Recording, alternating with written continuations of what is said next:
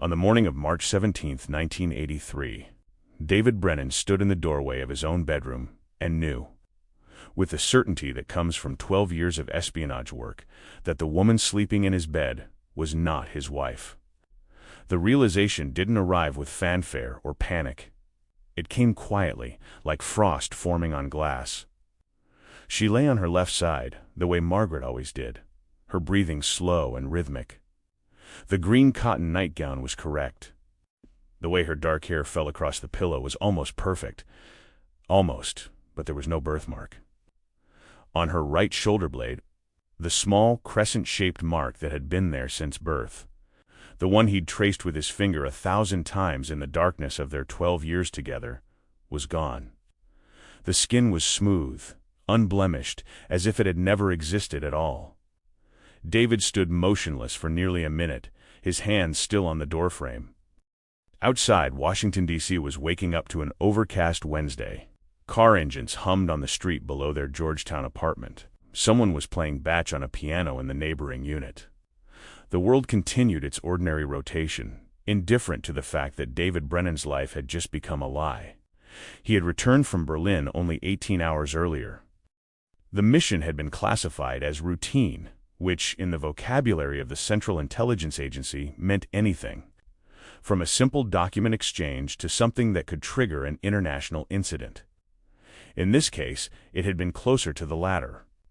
For 6 days, David had operated under deep cover in East Berlin, meeting with a KGB officer who wanted to defect.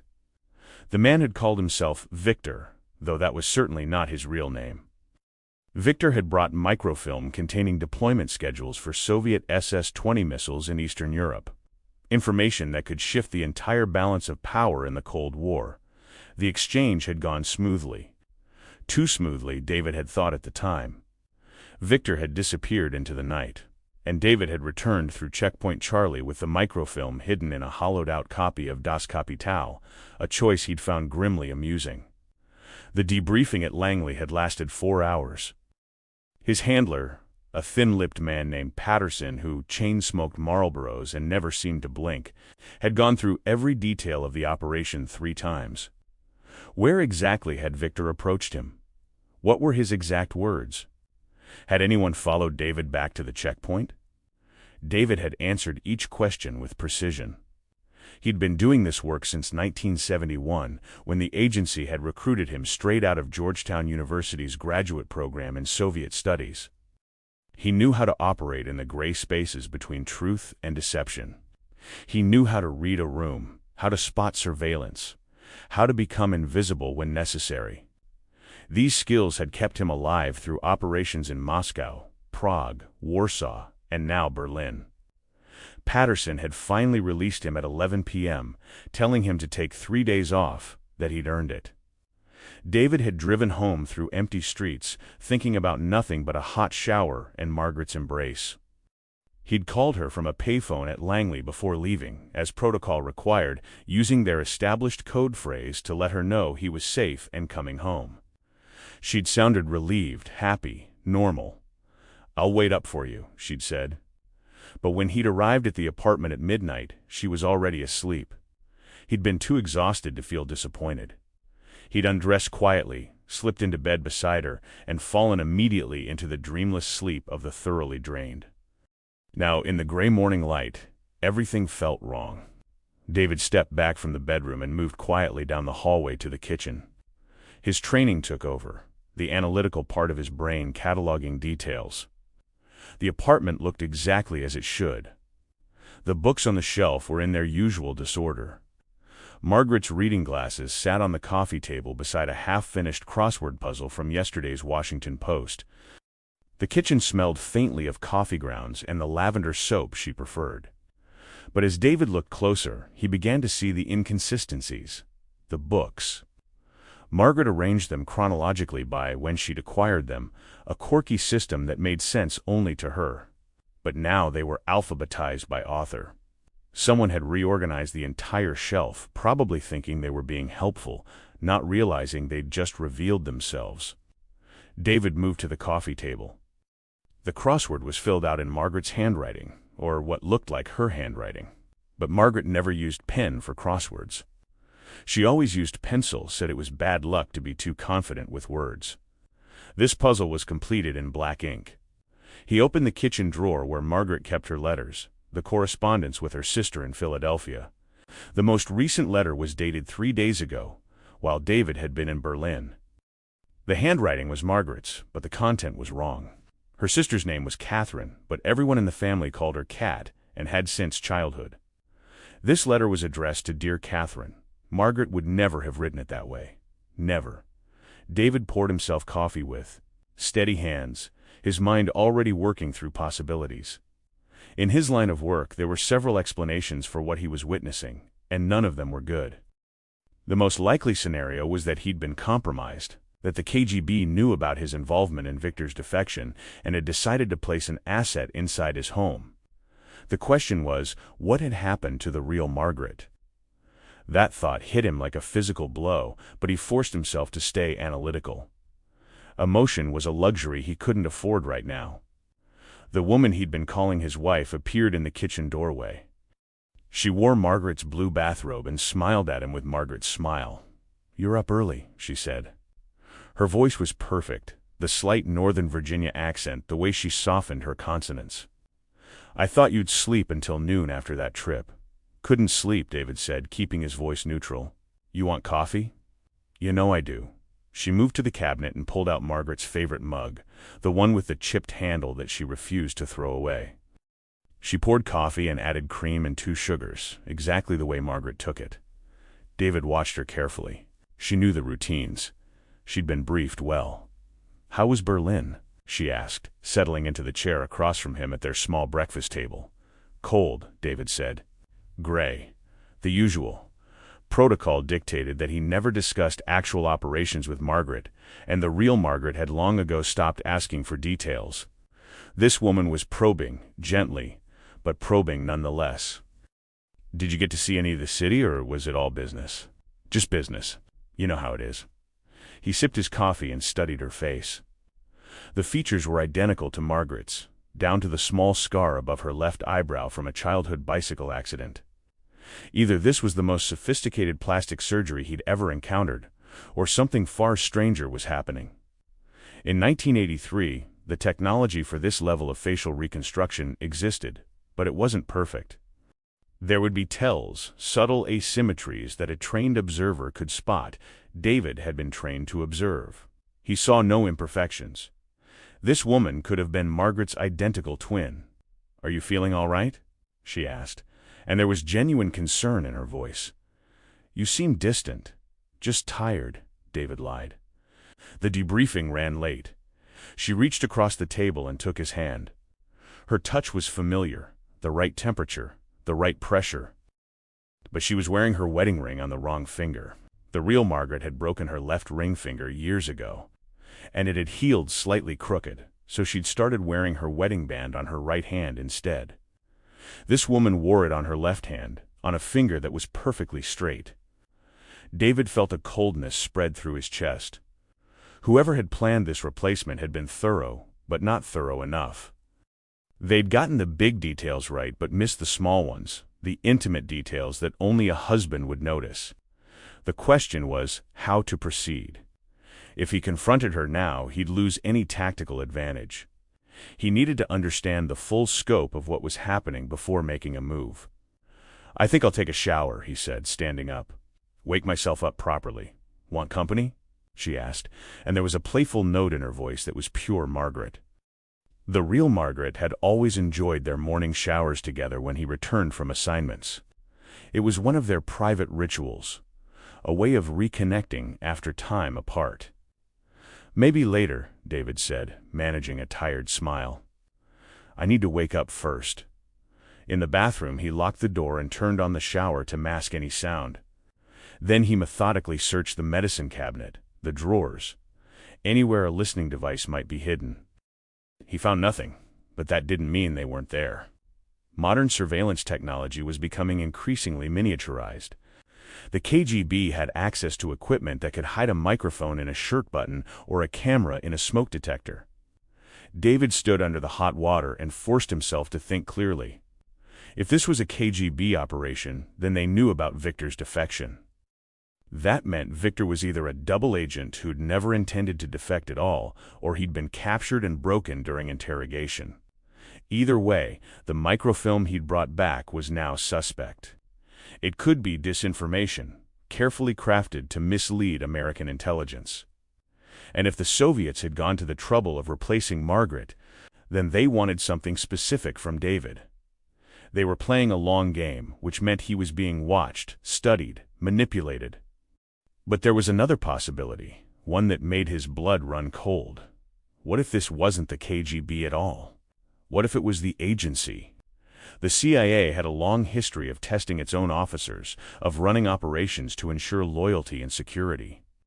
He'd heard rumors of MKUltra and its successor programs, experiments in mind control and behavioral modification that pushed the boundaries of ethics and legality. What if this was some kind of test, a way to see how he'd react to an impossible situation? The thought seemed paranoid, but in David's world, paranoia was often just accurate risk assessment. He turned off the shower and dried himself with mechanical efficiency. When he returned to the bedroom, the woman was making the bed, smoothing the sheets with practiced motions. She looked up and smiled at him. "Feel better?" "Much," he said, and moved to his closet to dress. He chose a suit automatically, the gray one he wore to the office on normal days. As he buttoned his shirt, he noticed that his clothes had been rearranged too. Margaret always hung his shirts by color, dark to light. Now they were arranged by type-dress shirts, separate from casual shirts. Another small detail, another crack in the illusion. "I was thinking we could go out for dinner tonight," the woman said. "That Italian place you love in Georgetown? We haven't been there in months." The real Margaret hated that restaurant. She'd told him after their last visit that the marinara sauce was too sweet and the waiter had been condescending. She'd made him promise they'd never go back. "That sounds perfect," David said, testing her. "I've been craving their marinara." "Me too," she said enthusiastically. "Wrong answer." David finished dressing and told her he needed to go into the office for a few hours, just to file some paperwork. She kissed him goodbye at the door, and her lips felt exactly like Margaret's lips, soft and familiar. For a moment, David wondered if he was losing his mind, if the stress of the Berlin operation had triggered some kind of break with reality. But then he saw it again, the smooth, unblemished skin of her right shoulder where the bathrobe had slipped down. No birthmark. This was real. He drove to Langley in his Volvo sedan, checking his mirrors compulsively for surveillance. The CIA headquarters building rose up from the Virginia woods like a concrete monument to secrets. David badged through security and took the elevator to the 4th floor, where Patterson maintained his office. The hallway was quiet at 8:30 in the morning. Most of the analysts didn't arrive until 9. Patterson's door was open. The man sat behind his desk, already working through a stack of reports, a cigarette smoldering in the ashtray beside him. He looked up when David appeared in the doorway. "Brennan. Thought I told you to take 3 days off. I need to talk to you," David said. "Privately." Something in his tone made Patterson set down his pen. He stubbed out his cigarette and gestured for David to close the door.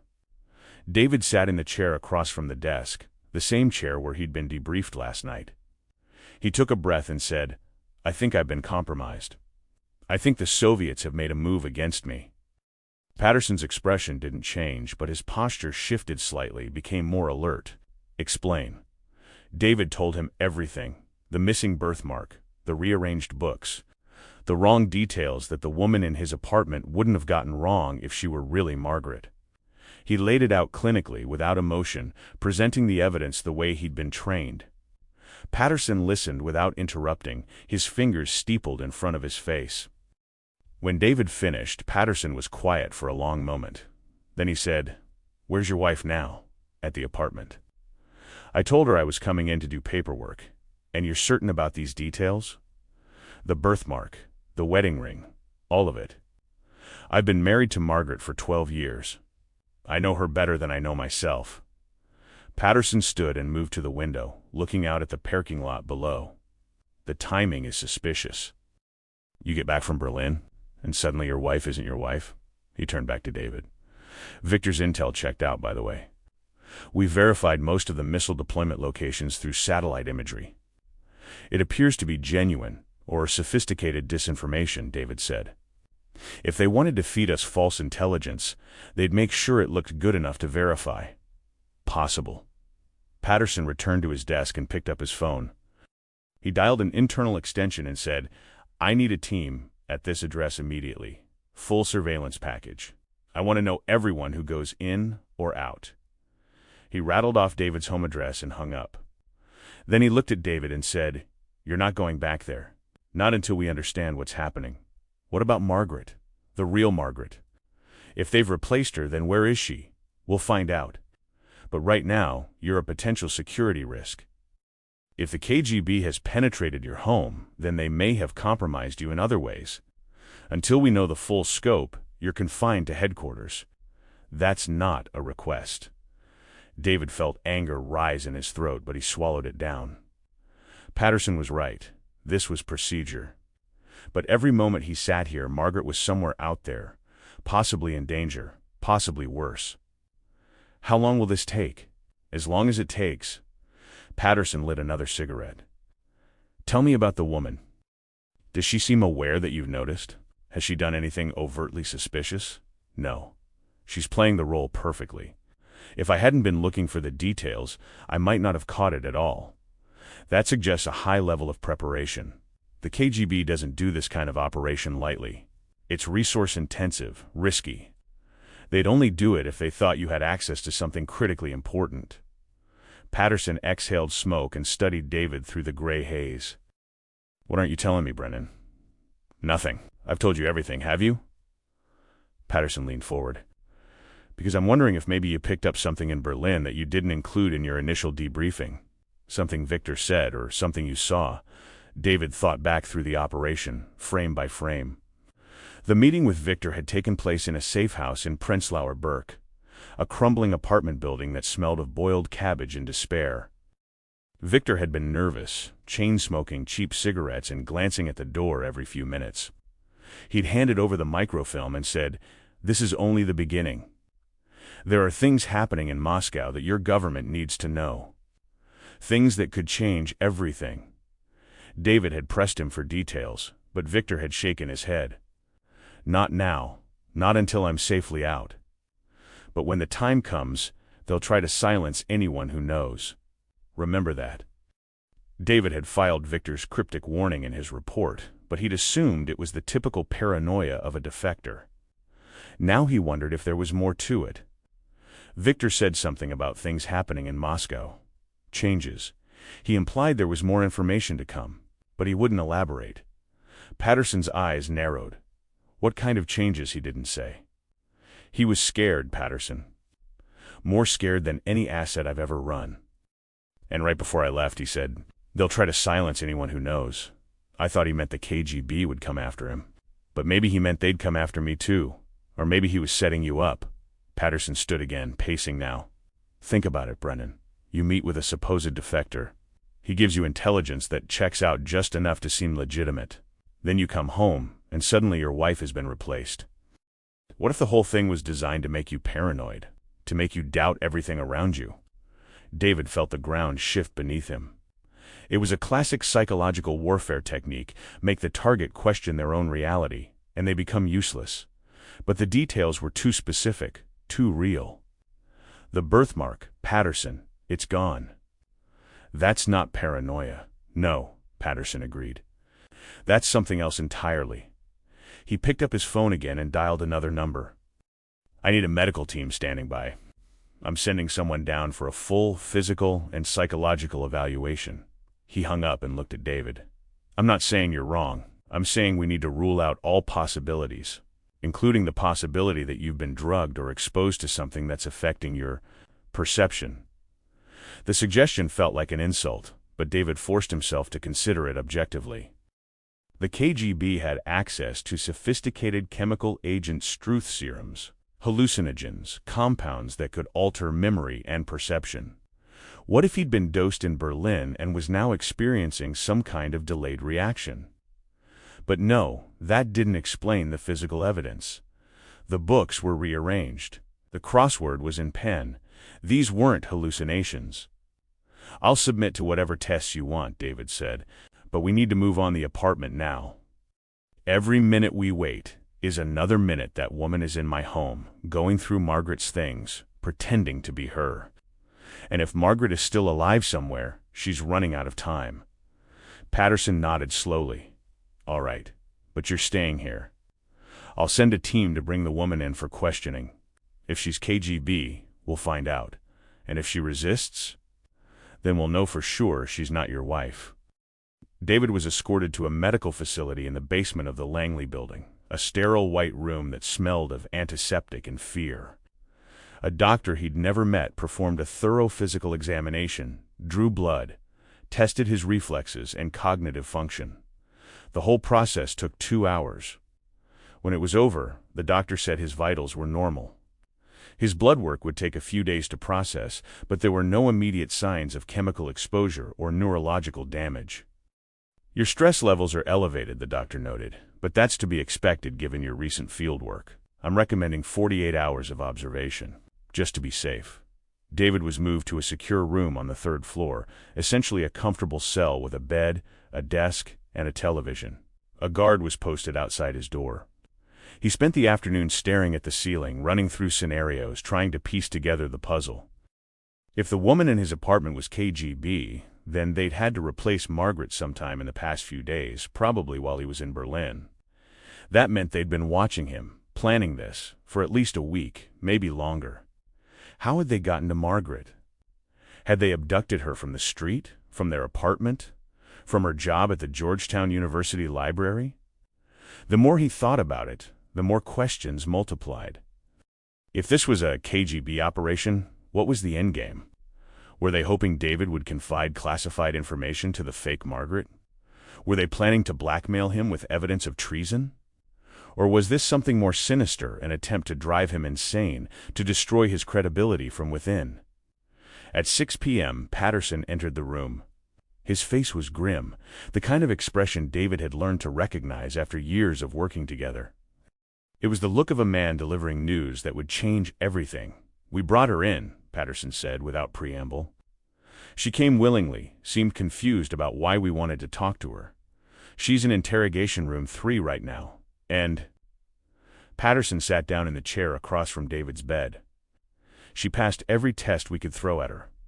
Fingerprints match Margaret's on file. Dental records match.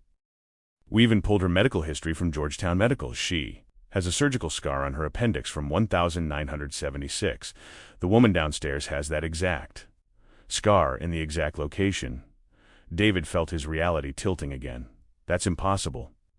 The birthmark, we examined her thoroughly. There's no birthmark on her right shoulder blade. There never was." Patterson pulled out a file folder and opened it. Inside was a photograph. An old one from Margaret's personnel file when she'd first started working at the university library in 1975. The photo showed her in profile, her right shoulder partially visible above the neckline of her dress. The skin was smooth, unmarked. "No," David said, his voice hoarse. "I've seen it, touched it. It was there. According to every record we have, including photographs spanning the past decade, Margaret Brennan has never had a birthmark on her shoulder." Patterson's voice was gentle now, the tone reserved for delivering terrible truths. "David, I need you to consider the possibility that you're the one who's been compromised. Not her, you." The room felt like it was shrinking.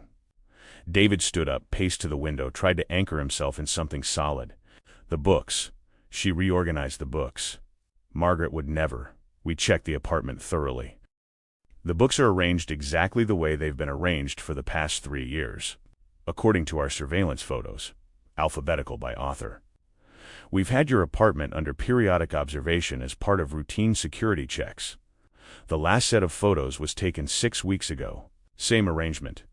David turned to face Patterson. "You've been watching my apartment? Without telling me? Standard protocol for officers with your clearance level. You know this." Patterson closed the file. "The crossword puzzle, Margaret's sister, the wedding ring. We checked everything. Every detail you cited as evidence of replacement checks out as normal. The woman downstairs is Margaret Brennan, and all the evidence supports that conclusion. Then explain the birthmark. False memory. Possibly implanted, possibly the result of stress or chemical exposure. We won't know until your blood work comes back. Patterson stood and moved closer to David, his voice dropping. Listen to me carefully. The Soviets have been developing psychological warfare techniques for decades. We have evidence they've been experimenting with ways to alter perception, to plant false memories, to make people doubt their own senses. It's possible you were exposed to something in Berlin. Something that made you believe things that aren't real. David wanted to argue, to insist that his memories were genuine, but doubt was already seeping in. In intelligence work, reality was always negotiable. He'd spent 12 years living in a world where truth was whatever served the mission. He'd lied so many times to so many people that sometimes he wasn't sure where David Brennan, the CIA officer, ended and David Brennan, the human being, began. Was it possible his mind had finally cracked under the weight of all those lies? What did she say? David asked quietly. When you questioned her, she's terrified. Thinks something's happened to you, that you've had some kind of breakdown. She wants to see you, but I told her that's not possible right now. Patterson moved to the door. The best thing you can do is rest. Let us run the full battery of tests. In a few days we'll have answers. And if the tests come back clean, if there's no evidence I was drugged, Patterson's expression was unreadable. Then we'll deal with that when it comes. But David, I need you to prepare yourself for the possibility that the problem isn't out there. It's in here. He tapped his own temple. The mind is fragile, especially minds that carry the kind of secrets you carry. After Patterson left, David lay on the bed and stared at the ceiling. The fluorescent lights hummed above him, a sound that reminded him of interrogation rooms in Prague and Moscow, places where reality itself became a weapon.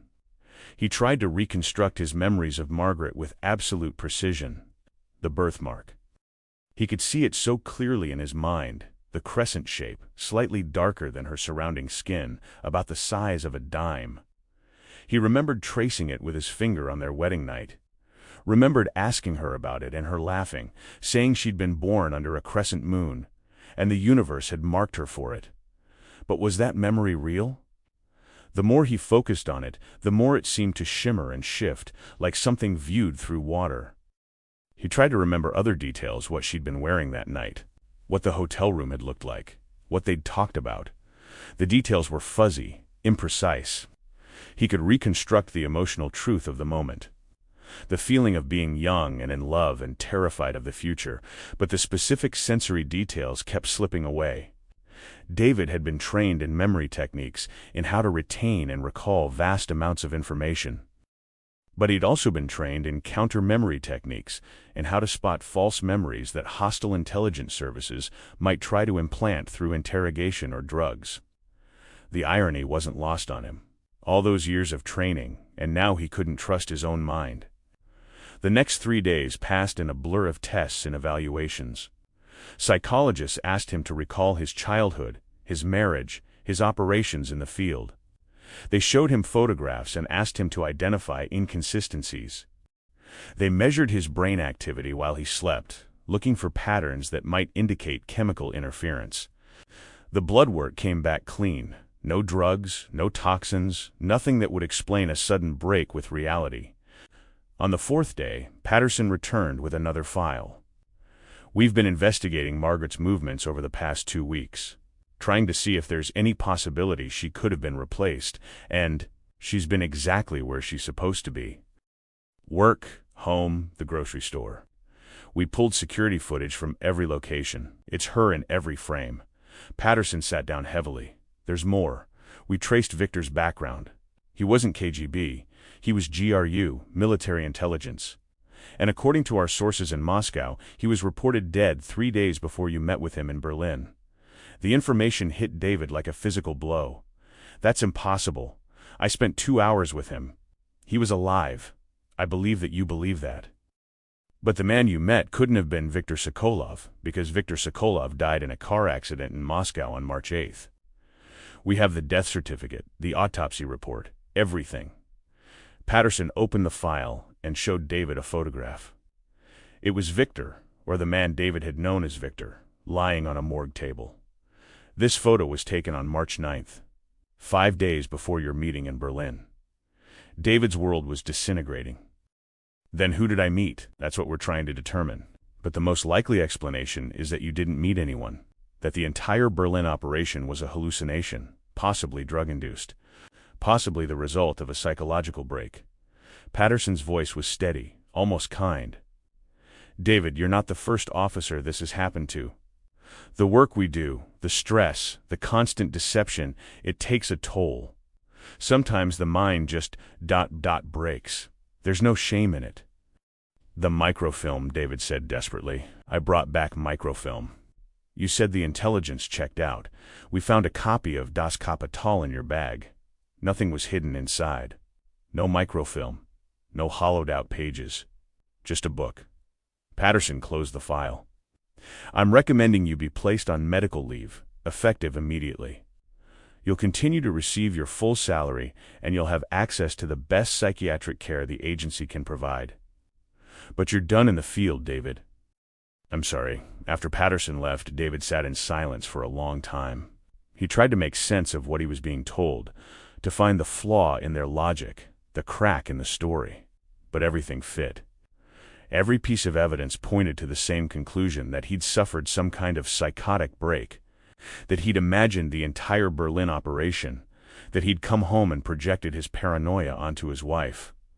Except he didn't believe it, couldn't believe it. Because buried beneath all the doubt and confusion was a core of certainty, a knowing that lived deeper than memory or evidence. Something had happened to him, something real. And whether that something was external or internal, whether it came from the KGB or from his own fractured mind, didn't matter. The result was the same. He'd been compromised. His career was over. His marriage was poisoned with suspicion.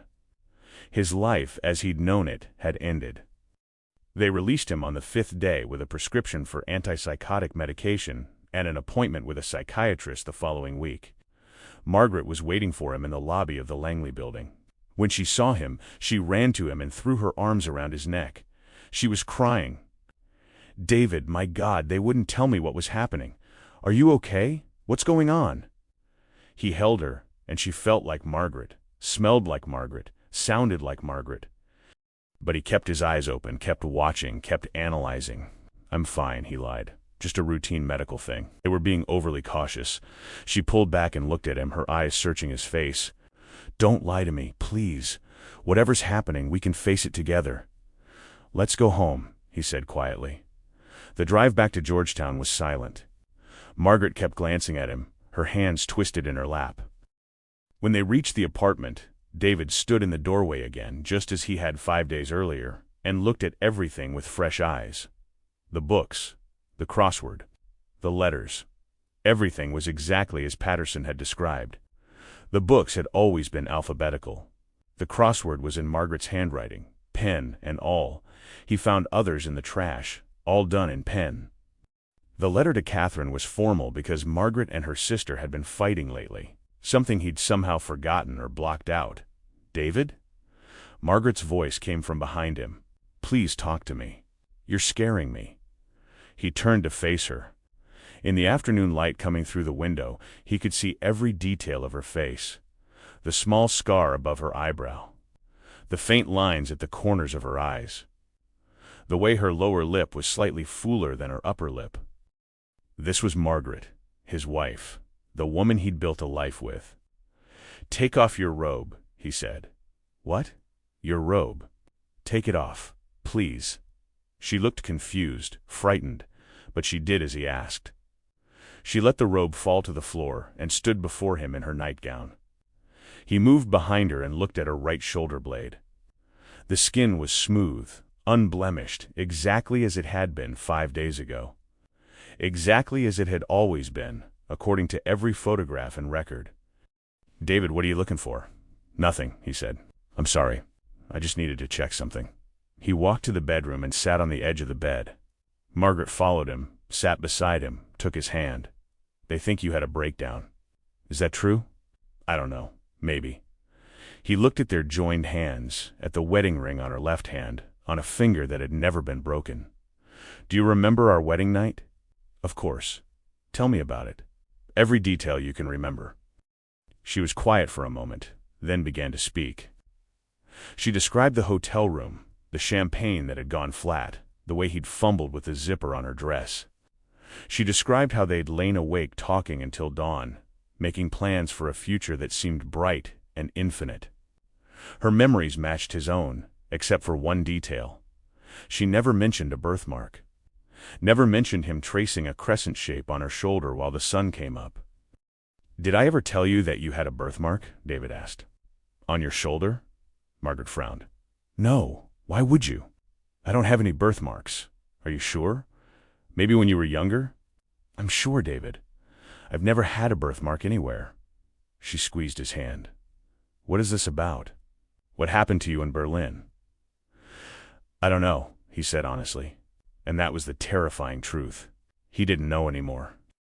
Didn't know what was real and what was false, what was memory and what was implanted fiction. He'd spent his entire adult life in a world of lies and deception, and now the lies had turned inward, colonizing his own mind. That night, he lay awake beside Margaret, listening to her breathe. The medication they'd given him sat untouched in the bathroom cabinet. He didn't trust it, didn't trust anything anymore. In the darkness, he tried to reconstruct the timeline of his life, looking for the moment when things had gone wrong. Had it been Berlin? Had Victor or whoever he'd met dosed him with something that created false memories? Or had it been earlier, some gradual erosion of reality that he'd only now become aware of? Around 3 a.m, Margaret stirred beside him. Can't sleep? She murmured. Too much on my mind. She rolled over to face him, her hand finding his in the darkness. I love you, David. Whatever's happening, we'll figure it out together, okay? Okay, he said. But even as he said it, he was analyzing her words, her tone, her touch, looking for the tell, the slip, the evidence that would prove he wasn't insane, because the alternative was unbearable. The alternative was that he'd simply broken, that the weight of 12 years of secrets and lies had finally crushed something essential inside him, that he was now and forever a man who couldn't trust his own mind. In the weeks that followed, David attended his psychiatric appointments and took his medication and tried to rebuild his life. The agency had him on indefinite medical leave, which everyone understood meant he'd never work in the field again. He spent his days in the apartment, reading, cooking, trying to be a normal husband to a wife he couldn't quite believe was his wife. Margaret was patient with him, endlessly patient. But he could see the strain in her eyes, the worry that never quite left her face. Patterson visited occasionally, always unannounced, always bringing some pretense of official business. But David knew what these visits really were: welfare checks, making sure he hadn't become a security risk, that he wasn't planning to sell secrets to the Soviets or blow his brains out. David played his role well, the grateful patient, the man slowly healing. But inside he was still watching, still analyzing, still waiting for proof. The proof came on a Tuesday in late April. David was alone in the apartment, Margaret at work at the library. He was going through old photographs, part of a therapeutic exercise his psychiatrist had recommended when he found it. A photograph from their honeymoon in Cape Cod, 1971. Margaret on the beach, laughing, wearing a bikini. The photograph was faded, the colors washed out by time. But there, on her right shoulder blade, clearly visible in the sunlight, was a small, crescent-shaped birthmark. David's hands began to shake. He looked at the date stamp on the back of the photo, July 1971, 12 years ago. Before any of this, he found other photos from that trip, other images of Margaret on the beach. The birthmark was visible in 3 of them. It had been real. It had existed. And now it was gone. He sat on the floor of the living room, surrounded by scattered photographs, and felt something cold and terrible settle into his bones. He hadn't been crazy. He hadn't imagined it. The birthmark had been real, and now it wasn't, and that meant everything the agency had told him was a lie.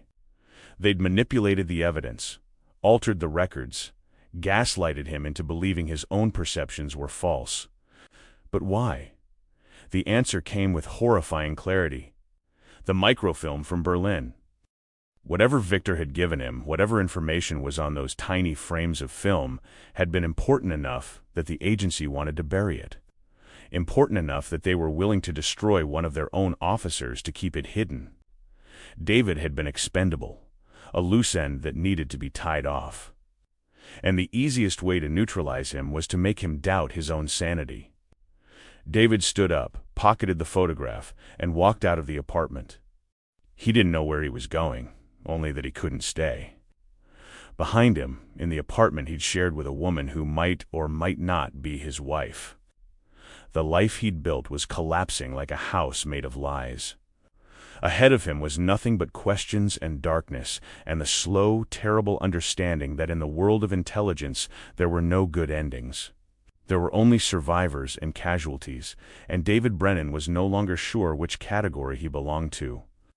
He walked through Georgetown as the afternoon shadows lengthened, past the university where Margaret worked, past the Italian restaurant where they'd never go again, past the payphones and dead drops in all the infrastructure of his secret life. Somewhere in this city, someone knew the truth. Someone had ordered this operation, had signed off on the destruction of his reality, had decided that David Brennan's sanity was an acceptable price for whatever secret they were protecting. The photograph in his pocket felt like a weapon. It was proof, undeniable proof, that he'd been right all along. But it was also dangerous. If the agency learned he'd found it, if they knew he was still questioning, still investigating, then the next step in their operation would be more permanent. A car accident. A suicide. A man who'd been struggling with mental illness takes his own life, tragic, but not unexpected. David found himself at the Lincoln Memorial, standing at the top of the steps, looking out over the reflecting pool toward the Washington Monument. This city was built on secrets, foundations of lies supporting monuments to carefully constructed truths. He'd been part of that system for 12 years, had helped build those lies, had believed he was serving something greater than himself. Now he understood. There was no greater purpose. There was only power, and the people who would do anything to protect it.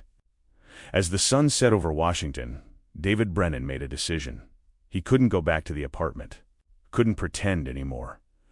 Couldn't take the medication that would slowly erase whatever clarity he still possessed. He was alone now, truly alone, in a city full of people who'd been trained to lie as easily as breathing. But he wasn't helpless. He still had skills, contacts, resources the agency didn't know about. And he had something else, the absolute certainty that comes from having your reality stripped away and rebuilt as a lie. He knew what they'd done to him. And somewhere in the shadows of this Cold War city, he was going to find out why. The stars began to appear overhead, distant and indifferent. David turned away from the monuments and walked into the darkness, a ghost haunting his own life, hunting for a truth that might destroy him if he ever found it. Behind him, the city glowed with light. Ahead, only questions remained. And in between, caught in the space where certainty ends and madness begins, David Brennan took his first steps toward answers that would cost him everything he had left to lose.